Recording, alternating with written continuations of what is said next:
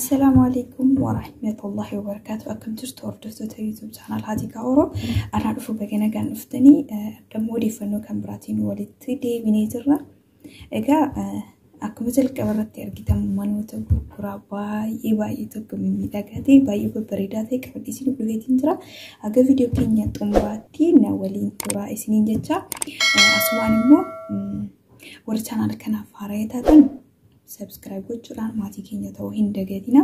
Akkasumas immoo viidiyoo kana hiriyoota keessaniif share godhaa, obboloota keessaniif share godhaa. Akkasumas immoo viidiyoo kana like xiqqoollee hin dagatina. Yaada qabdan komentii jalatti naaf kaa'uu hin dagatina. Yaadni keessan baay'ee waan na gargaaruuf yookaan na jajjabeessuuf yaada qabdan komentii jalatti naaf kaa'uu hin dagatina jechuudha. Egaa akkuma beekamu manoota gaggaarii, manoota babbareedaa ta'e, manoota jireenyaaf mijaawaa ta'e haala ammayyaawaatiin ijaarame manoota babbareedaa ta'e qabadhee isinii dhufeetiin jira. Kanaaf haga viidiyoo keenya xumuraatti na waliin turaa isiniin jecha gara mana keenyaatti deemnaa jechuudha. Egaa manni ani jalqaba irratti qabadhee isiniif dhiyaadhe mana isin suuraa irratti argaa jirtan kanadha. Mana kana viidiyoo isaa argachuu hin dandeenye suuraa isaatii kanan qabadhee dhufe manni kun mana baay'ee bareedaadha. Mana mukarraa ijaarame akkasumas immoo ashawaadhaan garafameedha jechuudha. Mana baay'ee bareedaadha. Kaaree 300 irratti argama. Akkasumas immoo finishingiin xumuramee jira. Kanaafuu akkuma jalqaba irratti isinitti himee manni kun xumuramee jira. Garuu wanti hafu balbala yookaan barri yookaan immoo laameeraan sagalee irra jira akkuma argaa jirtan jechuudha. Laameeraan galee jira garuu mastaawotii yookaan daawwitii kana qofatu hafaa jechuudha. Kana qofa malee wanti hundi isaayyuu koorniisiin isaa wanti hundi isaayyuu xumuramee jira.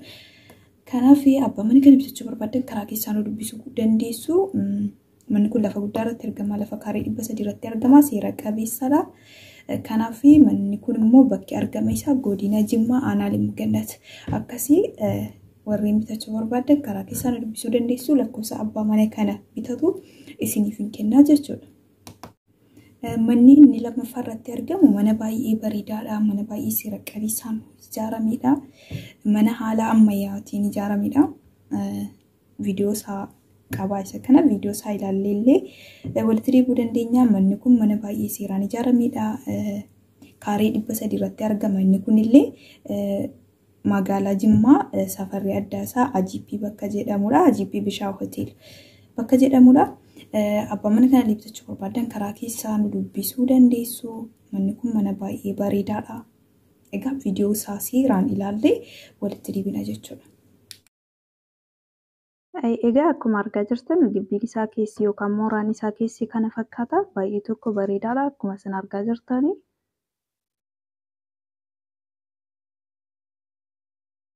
Kana fakkaata baay'ee tokko bareedaadha jedhee yaada akka kiyyatti.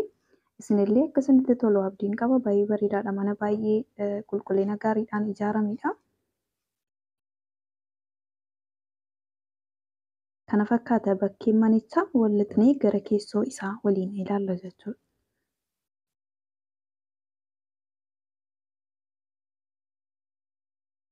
Keessoon isaa akkuma argaa jirtan kana fakkaata.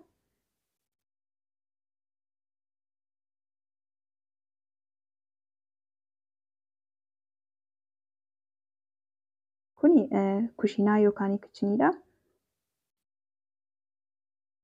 Manichi mana baay'ee guddaadha.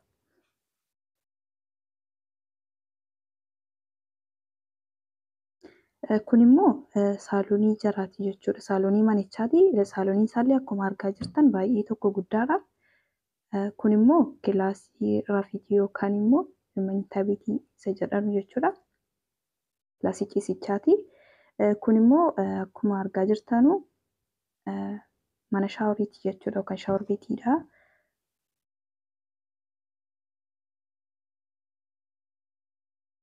Walumaa galatti manichi baay'ee tokko guddaadha. Baay'ee bareedaadha.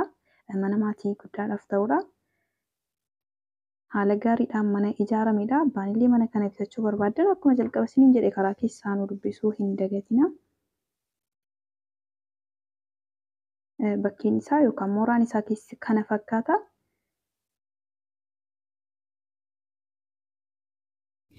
Viidiyoo isaa erga laaltanii kaatanii akka isin jaallattan illee abdiin qaba. akkasinitti tolee abdiin qaba manichi mana baay'ee bareedaadha mana baay'ee haala ammayyaatiin ijaaramedha. Abbaan mana kana bitachuu barbaadan meeshaa keessan qofa qabattanii itti seenuu dandeessu yookaan itti galuu dandeessu. Manni kun kan argamu akkuma jalqaba isinitti mee magaalaa Jimmaa safarri Addaasaa AGP Bishaa Hotel bakka jedhamudha.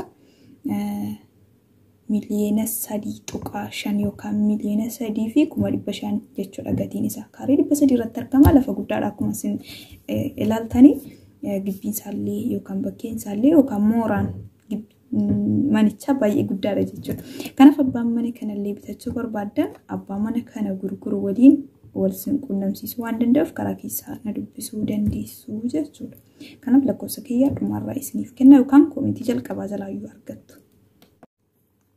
Egaa manni inni sadaffaa irratti qabadhee isiniif dhiyaadhe gamoodha. Gamoo isin asirratti argaa jirtan suuraa irratti argaa jirtan jechuudha.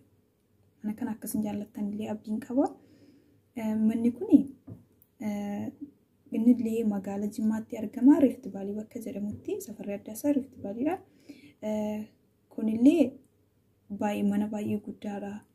Of bukkeedha immoo isinii sarara diimaa irra kaa'isuuni isinillee wajjiniin jechuudha. Isinillee mana mataa isaatti of danda'edha. Inni guddaan immoo gamoo guddaadha akkuma isin argaa jirtan G+1dha. Abbaan mana kana bitachuu barbaadanillee karaa keessaa nu dubbisuu dandeessu. Gatiin immoo miliyoona 9 jedhu.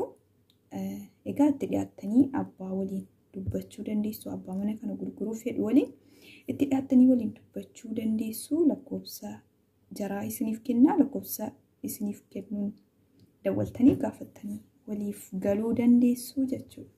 Manni kun akkasitti tolellee abdii qaba. Karaa keessaa nu dubbistanii abbaa carraa ta'uu hin dagatinaa. Egaa viidiyoon keenya kana fakkaata ture akkasitti tole immoo abdiin qaba.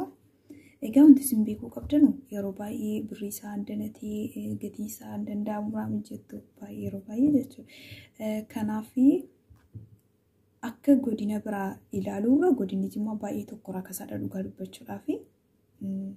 Mana bitachuu irratti manas ta'ee lafas godinni Jimmaa baay'ee tokko wallahi maashaallah baay'ee tokko rakkasaadha. Kanaaf maallaqa keessan mana baankii keessanii taa'uurra otoo bitattanii hojii isiniif qabee taa'e. Tarii adda mana kanaan bittan haa jennu nama tokko yoo dadhabdan nama lamaan addunyoota hiriyoota yookaan obbolaatiin keessanii waliin yoo bittan fakkeenyaaf waggaa tokko booddee maallaqa baay'eetti isinii gurguramu. Waggaa tokko dhiisa jeeshan jechaa booddee maallaqa baay'eetti isinii gurguramuu danda'a jechuudha. Kanaaf wanti asumaan wanti isinitti immoo maallaqni baay'atee maallaqni biyya keenyatti akkuma amma argaa jirtan akkuma doolaarri dabaleen achi immoo birriin keenya gadi bu'aa deema jechuudha. Kanaaf maallaqni keenya mana baankii taa'urra tarii otoo waa bibbitannee yookaan immoo wanta akka lafaa mana waan akkasii qabsiifannee maallaqni keenya hojii qabee taa'e irra jaallatamaadha jechuudha. Kanan isiniif dhaama lakkoofsa kana manneen kana ittiin argachuu dandeessan koomentii jalqabaa jala lakkoofsa kiyya isiniif ka'a. Abbaa mana kana gurguru waliin wal quunnamsiisa. Kanaaf karaa keessaa na dubbisuu hin dagatinaa. Egaa aga viidiyoo kiyya kabiraatiin yookaan immoo odeeffannoo kan biraatiin walitti deebinutti nagaadhaan naaf tura. Chaanaala kana immoo subscribe gochuu hin dagatinaa. Akkasumas immoo viidiyoo kana hiriyoota kan keessaniif yookaan namoota birootiif sheerii gochuu hin dagatinaa. Akkasuma obboloota keessaniif sheerii gochuu hin dagatinaa. Maaliif tarii isin hin barbaaddan ta'uu danda'a namni kana barbaadu hin dhamamu. Kanaaf sheerii gochuu asumaan hin dagatinaa isin jedha. Hiriyoota keessaniif sheerii godhaa. Yaada qabdan immoo koomentii jalatti naaf ka'a. Gaaffiillee yoo qabaattan koomentii jalatti gaafachuu dandeessu. Gaaffiin kan keessan haala sirriitiin isiniif deebi'a jechuudha yeroo gabaabaa keessatti.